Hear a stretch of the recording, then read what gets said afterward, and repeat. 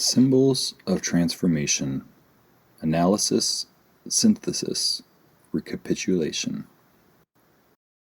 Symbols of Transformation is a work by Carl Gustav Jung, which is concerned with the libido of the individual, its transformation, and the symbols that assist with that transformative process.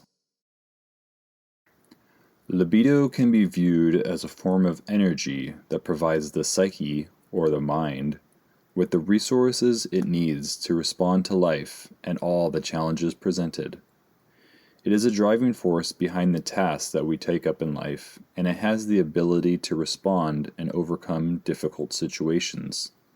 Some would characterize or define the libido as a violent longing, an eagerness, feeling of love, praise, or glory for certain aspects of life.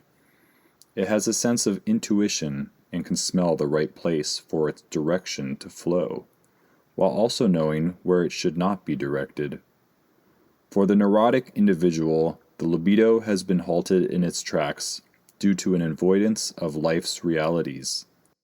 This depressed, anxious, or otherwise highly distressed person may have spent most of their years avoiding the unpleasant facts of life, choosing to ignore or remain unconscious to that which needs addressing and completing. When one recoils from responsibilities and actualities, it leads to despair, hopelessness, and lack of meaning. One can say that the individual's libido has gone off track or has been worn out due to these avoidances. Once pleasurable activities become unenjoyable and one loses the lust for life, forward progression seems to be hampered and the libido has been cut off from the life source. The neurotic who tries to wriggle out of the necessity of living wins nothing and only burdens himself with a constant foretaste of aging and dying. It is not possible for the libido to strive forwards, to lead a life that willingly accepts all dangers and ultimate decay. In conjunction with the avoidance of life, another reason for the development of this neurotic condition is due to an infantile grasping to concepts and ideals which are outdated and no longer assist with development of the personality. There has been an inability to part from things of the past, those ideas of childhood and youth which end up distracting from what needs to be accomplished. These ideas may have been useful at one point, but it seems they now have reached their expiration date. These infantile graspings may include unrealistic views of parents or caregivers in which the parents are depended on for advice or how to proceed in life, attachments to unhealthy habits like video games and television, which distract from time that could be put to better uses, addictions to drugs and alcohol, which eat away at valuable resources and create reliances on those substances, intimate relationships that have turned sour or were never healthy in the first place, as well as ideologies and blind allegiance towards institutions and organizations, which cause the individual to dedicate time to the group as opposed to developing one's own self.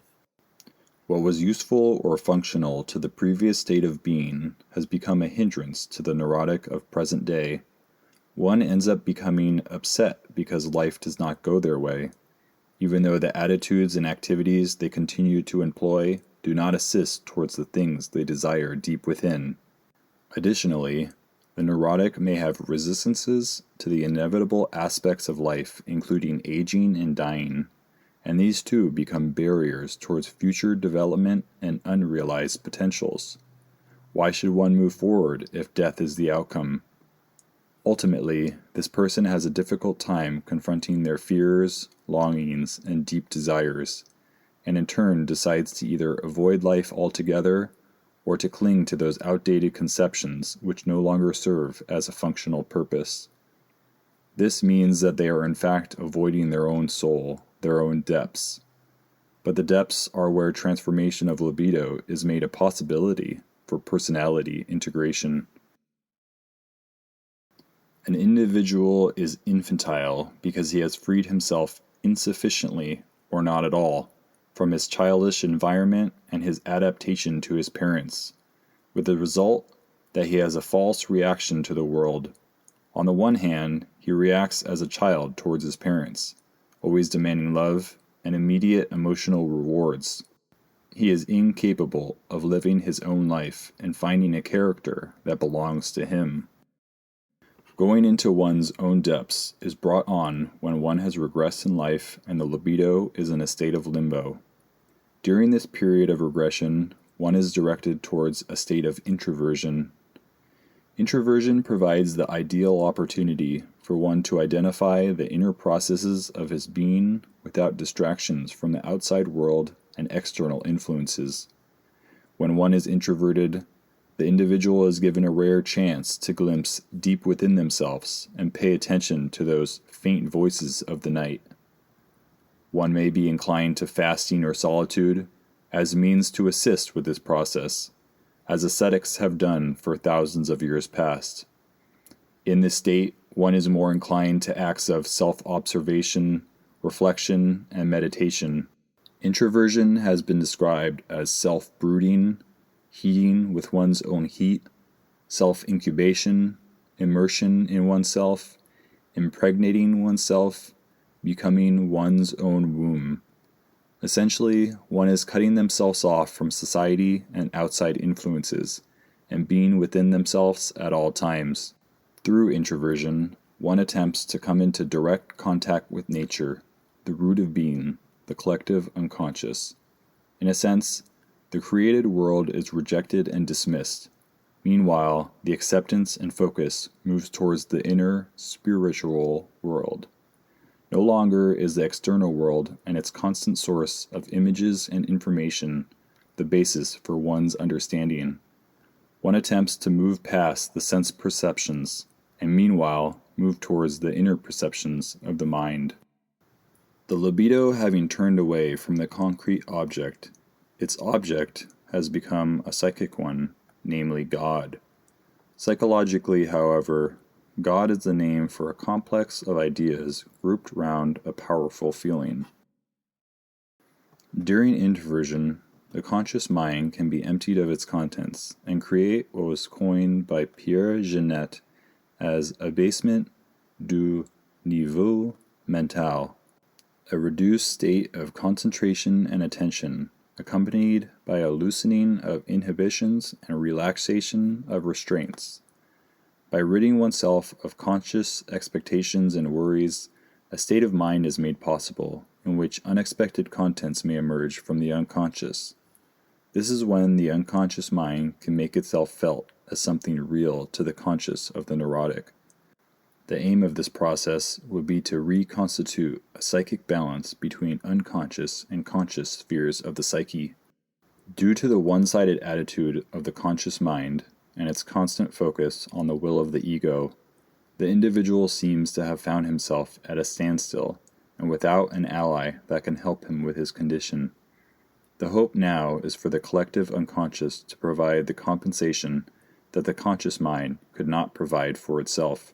It is an opportunity to connect with the unconscious, the ground of all psychic processes, and revivify the flow of psychic energy that was disrupted during the period of depression or anxiety. Although this can lead to great rewards, no entry into the unconscious mother is without its dangers. When the libido leaves the bright upper world, whether from choice or from inertia or from fate, it sinks back into its own depths, into the source from which it originally flowed, and returns to the point of cleavage, the navel, where it first entered the body. The point of cleavage is called the mother, because from her the current of life reaches us. Introversion also means being within the womb of the mother, the primary symbol for the collective unconscious. The mother has a dual nature, split between the terrible mother and the great mother. The terrible mother is the side which must be overcome by the individual, for she is the one who hurts and damages, looks to destroy life. In dealing with the terrible mother, one must overcome the parent image, which has always kept one in a state of dependency and reliance. As long as dependency persists, the individual can never become their own person, and instead stays subservient to a higher authority. The ego remains locked in a state of captivity. Facing the terrible mother also means facing the depths of the collective unconscious.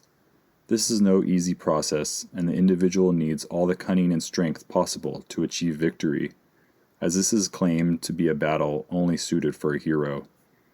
This dangerous path may lead the individual to contemplate death and suicide, since the neurotic needs to replace projected ideals from the mother in order to progress.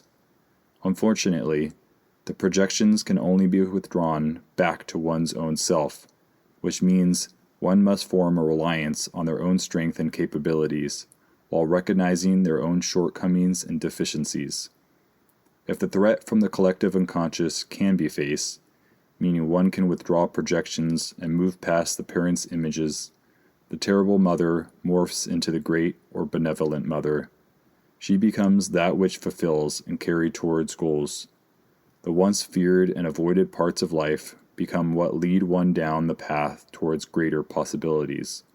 The individual has entered the cave at the darkest point with no way out, but at the other side of the tunnel lies a glimmer of light and a possibility for renewal. The mother is a primary symbol which helps the hero move closer towards the goal of individuation.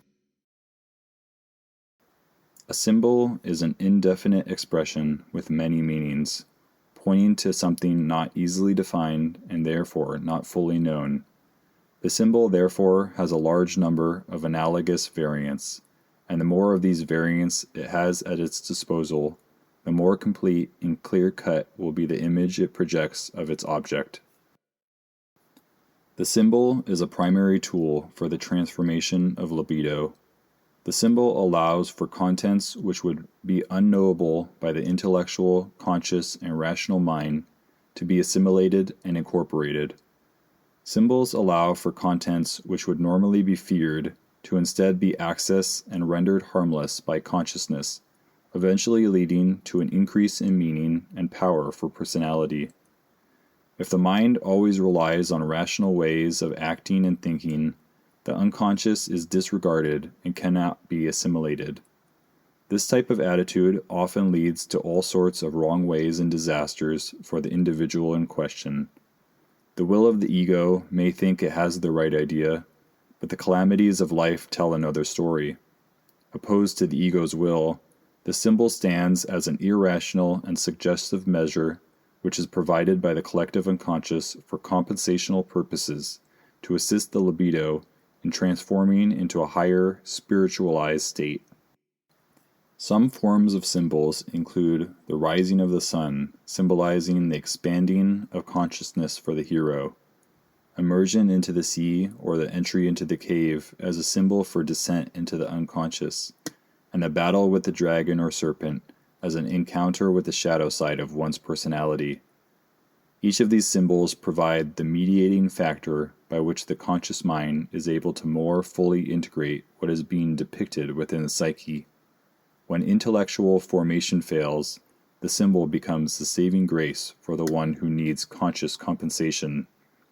Symbolic acts such as sacrifices, rites, and rituals are also intended as means to come into contact with the collective unconscious and provide a gateway for its messages to be felt and understood. The collective unconscious is that which revivifies life. They turn back to the mother of humanity, the psyche, which was before consciousness existed, and in this way they make contact with the source and regain something of that mysterious and irresistible power which comes from being part of the whole. This temporary withdrawal into oneself seems, within certain limits, to have a favorable effect upon the psychic well-being of the individual.